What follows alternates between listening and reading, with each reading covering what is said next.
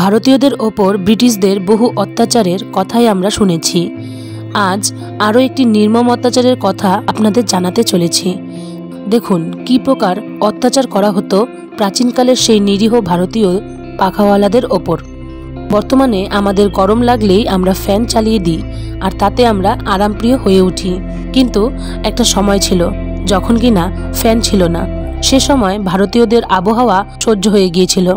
ইংরেজরা যখন ভারতে এসেছিল তাদের সেই গরম আবহাওয়া সহ্য হয়নি, আর গরম থেকে বাঁচতে তারা পাখার ব্যবহার শুরু করে। তারা কয়েকজন লোককে সবসময় পাখা চালানোর জন্য রেখে দিতেন। মূলত এদেরকেই বলা হয় পাখাওয়ালা। তবে যতটা ভাবছেন কাজটি কিন্তু ততটাও সহজ ছিল না। অকথ্য অত্যাচার তাদের প্রতিনিয়ত সহ্য করতে হতো। সে সময়ের পাখাগুলো তৈরি হতো কাঠ ও কাপড় দিয়ে, আর এই পাখা চালানোর জন্য সবসময় কিছু লোক রাখা হতো। তাদের কাজ হলো একটানা একটি দড়ি টেনে পাখা করা। বিবেকহীন সেই ব্রিটিশদের নিয়ম ছিল 1 মিনিটের জন্য বিশ্রাম নেওয়া যেত না। এমনকি যদি কোনো পাখাওয়ালা ক্লান্তির বশে পাখা চালানো থামাতেন, তবে ইংরেজদের আরামে বিরতি পেত, আর তাই তাকে পেতে হতো কঠোর থেকে কঠোরতম শাস্তি। এই ধরনের পাখাগুলোকে সে সময়ে বিলাসিতার প্রতীক বলা হতো। কোর্টঘর, ইংরেজদের শাসনকর্তার বাড়ি, প্রশাসনিক কার্যালয়, এইরকম বিশেষ বিশেষ জায়গায় এ ধরনের পাখা লাগানো থাকতো। একটি পাখার জন্য কখনো কখনো 2 জন কিংবা 3 জনও রাখা হতো। পাখা চালানোর জন্য মূলত শক্তিশালী ও কানে কালা লোকেদের রাখা হতো, কারণ ইংরেজরা তাদের কোনো গোপনীয় কথা খুব সহজেই তাদের সামনে আলোচনা করতে পারত। শক্তিশালী লোক রাখতেন, যত শক্তি তত তার হাতের জোর, আর হাতের জোর যত বেশি তত হাওয়াও বেশি।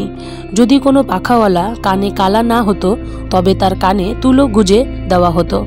পাশাপাশি দেওয়ালে একটি ফুটো রাখা হতো, সেই ফুটো দিয়ে দড়ি বাইরে বের করা হতো। আপনি হয়তো মনে করতেই পারেন যে দিনমজুরি করার থেকে এটি অনেকটা সহজ কাজ।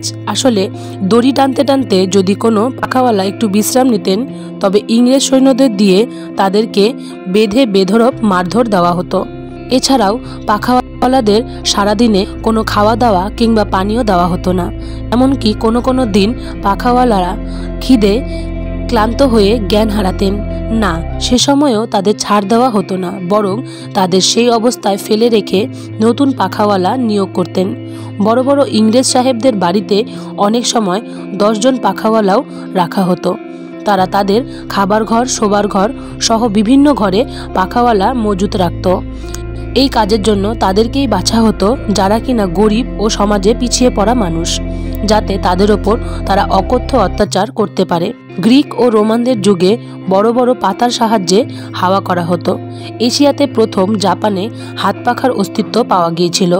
বর্তমানে জাপানের বহু ঐতিহাসিক সংগ্রহশালায় এ ধরনের পাখা দেখতে পাওয়া যায়। জাপান থেকে ইউরোপীয় বণিকরা ভারতে প্রথম নিয়ে আসে এই পাখা।